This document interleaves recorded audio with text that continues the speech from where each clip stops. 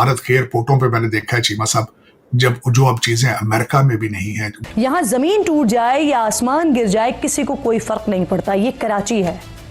Haven, piece of heaven था, इसमें कोई शक नहीं है। नारियल और बनाना ट्रीज हर जगह। हम तो दबे हुए हैं फॉरेन डेट्स के नीचे। डॉक्टर साहब, आप तो एक तो भारत गए थे, जरा उसके बारे में भी थोड़ा सा बता दें हमें। भारत जिस तरह मैंने बताया, they are the regional power है। उनकी इस वक्त दुनिया को जरूरत है, इस वक्त उनको समझा जा रहा है।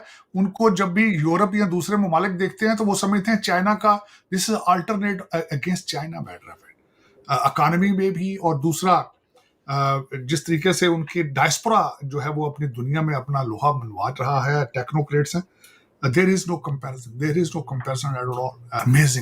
अमेजिंग मैं चीजें देख कर आया हूं जो कि चीमा साहब इस वक्त एक तो यूनिवर्सिटी सिर्फ इंडियन इंस्टीट्यूट ऑफ टेक्नोलॉजी नहीं गया, अल्टीमेटली वो तो इस वक्त कहते हैं MIT में एडमिशन हो जाता है, इंडियन इंस्टीट्यूट ऑफ टेक्नोलॉजी में नहीं होता। लेकिन यूनिवर्सिटी ऑफ चंडीगढ़ भी अमेरिकन यूनिवर्सिटियों की टक्कर की यूनिवर्सिटी थी। और मैं वहां पे गया और बच्चों की मैंने साइंटिफिक अचीवमेंट्स देखी, मैंने लोगों की तालीम का अंदाजा लगाया। So they don't have any competition. They don't have any competition. They are way ahead of the rest of the world. बल्कि भारत के एयरपोर्टों पे मैंने देखा है चीमा साहब, जब जो अब चीजें अमेरिका में भी नहीं है, वहां पे वो कस्टमर सर्विस, क्लीनलीनेस, कंपटीशन, होटलों के अंदर मैं हैरान हो गया हूं कि केरला के होटलों के अंदर भी इस किस्म की कस्टमर सर्विस और सफाई और केयर अमेजिंग। दूसरा ये है कि जेडी वैंस भारत जा रहे हैं, आपके जाने के बाद जेडी वैंस भी पहुंच रहे हैं। इस वक्त अगर देखा जाए तो ये मेरे ख्याल में सेकंड बिगेस्ट दौरा होगा किसी हाई ऑफिशियल का।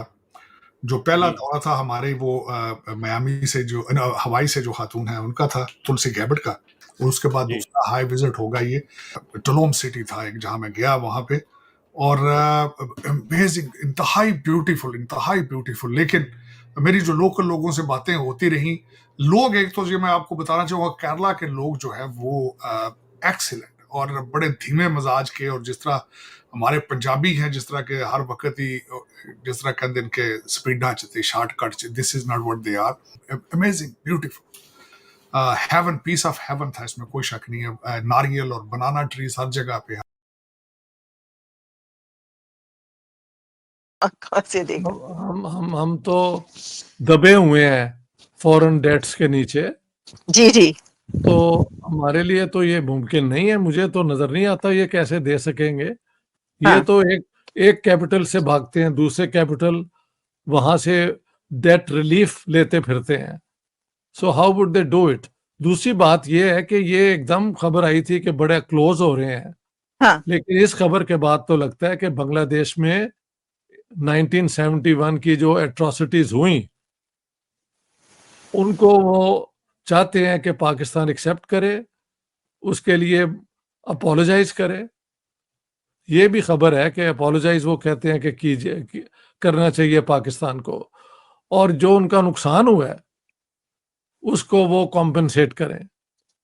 तो हो सकता है कि बांग्लादेश के अंदर एक वो क्या कहते हैं, शुरू में पाकिस्तान के साथ कोजी होना, इंडिया से दूर होना, फिर बाद में वहां पे बैठ के जो लोगों ने सोचा हो कि आप जिसने आप पे इतना एलिजेडली जुल्म किया है, आप उनके साथ एकदम करीब हो जाएं। तो हो सकता है उनके फॉरेन ऑफिस में, उनके पावर इक्वेशन के अंदर कुछ लोगों ने उस पर प्रोटेस्ट किया हो, तो इसलिए ये डिमांड अब की गई है। लेकिन जैसे आप बता रही हैं, हमारी फॉरेन सेक्रेटरी वहां गई हुई हैं, बलोच जी, आमना बलोच गई हैं, और शायद कोई मिनिस्टर भी जाने वाले, फॉरेन मिनिस्टर कह रहे हैं इसी मंथ में जा रहे हैं। और सर ये पहली बार होगा, कितने डेकेड्स में पहली बार होगा ये। चले तो देखते हैं अब क्या होगा। लेकिन बांग्लादेश ने हमारे पाकिस्तानी जो मेहमान वहां आने वाले हैं उनके लिए एक एम्बैरेसिंग सिचुएशन तो क्रिएट कर दी है ना। अब देखते हैं पाकिस्तान कैसे इसको हैंडल करता है। दूसरा, इतनी बड़ी रकम ये कैसे देंगे। हमारी फॉरेन डेट कितनी बिलियन है? महल 6 बिलियन है ना सर। 6 बिलियन का तो हमारा जो है वो $6 बिलियन या $7 बिलियन का तो टोटल IMF का पैकेज है, जो $1 बिलियन हमें हर इंस्टॉलमेंट पे मिलता है। तो फिर हम कैसे देंगे?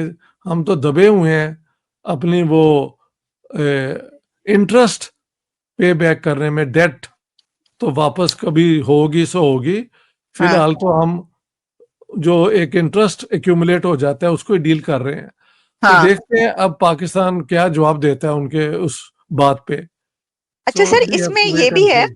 जी जी। डॉक्टर साहब, ये भी है कि पाकिस्तान क्योंकि ये चाहता है कि बांग्लादेश से जो हैं रिलेशंस बढ़ें, वो कहते हैं ना कि ये तो बड़ा वहां पर भारत के बिल्कुल पड़ोस में ही या भारत के बिल्कुल साथ ही एक जगह मिल रही है जहां पर जो है अपने कदम जमाए जा सकते हैं, ऐसी बहुत सारी बातें चल रही हैं। और जो चाइना है वो भी बांग्लादेश से नजदीक हो रहा है, तो क्या ऐसे उसमें पाकिस्तान ये चाहेगा कि नहीं, रिलेशंस तो कायम होने चाहिए इंडिया को टफ टाइम देने के लिए, बेशक पैसा देना पड़े, तो क्या कर्जा लेकर बांग्लादेश को किसी और से नहीं, कर्जा लेकर पैसा दिया जा सकता है? That's totally unrealistic. ये अच्छा। तो मुझे नहीं लगता हो सकता है कि अच्छा। वो और मजीद कर्जा ले लें। तो ये तो पाकिस्तानी अवाम को कैसे जस्टिफाई करेंगे? पहले ही हम तो दबे हुए हैं ये फॉरेन डेट्स के अंदर। हाँ। तो क्या बांग्लादेश से कुर्बत के लिए ये एक और उधार लेना पड़े पाकिस्तान के लिए? I don't think this would be possible, but you हाँ। Never know. पाकिस्तान में अवाम की राय, अवाम की मर्जी तो कभी इम्पोर्टेंट हुई हाँ। नहीं। एक समय था जब कराची और मुंबई जैसे शहरों को लोग एक ही कैटेगरी में रखते थे, कराची पाकिस्तान का और मुंबई भारत का। लेकिन कुछ दशकों बाद आज कंपैरिजन करने लायक कुछ भी नहीं बचा है, क्योंकि एक तरफ मुंबई जैसे शहर में दुनिया के कुछ सबसे अमीर बिलियनियर्स रहते हैं, वहीं की दूसरी तरफ कराची शहर में गलियों में क्राइम है और सड़कों पर गड्ढे। और क्योंकि पाकिस्तान में भारत के बारे में झूठ फैलाया जाता है कि भारत के अंदर बहुत ही ज़्यादा गुर्बत है और भारत के अंदर तमाम तरह की इंसर्जेंसी चल रही हैं, इसीलिए जब भी कोई पाकिस्तानी भारत आता है और भारत घूमता है, भारत की डेवलपमेंट देखता है, तो उसे काफ़ी शौक लगता है, क्योंकि उसने अपने दिमाग में भारत की एक अलग ही तस्वीर बना कर रखी होती है। लेकिन जब असली भारत को वो देखते हैं तो उन्हें यकीन नहीं आता कि उन्हें पूरी ज़िंदगी जो बताया गया और पढ़ाया गया वो झूठ था। लेकिन पाकिस्तान कितना भी प्रोपेगेंडा करे, पाकिस्तान के प्रोपेगेंडा से भारत की तरक्की नहीं रुकेगी। भारत इसी तरह तेज़ी से डेवलपमेंट करता रहेगा और आने वाले समय में भारत और पाकिस्तान के बीच का ये गैप और ज़्यादा बड़ा होगा और एक समय ऐसा भी होगा जब पाकिस्तान पूरी तरह से इर्रेलेवेंट हो जाएगा, जबकि भारत दुनिया की ज़रूरत बना रहेगा और दुनिया भर की कंट्रीज़ भारत के पास आएंगी बिजनेस करने।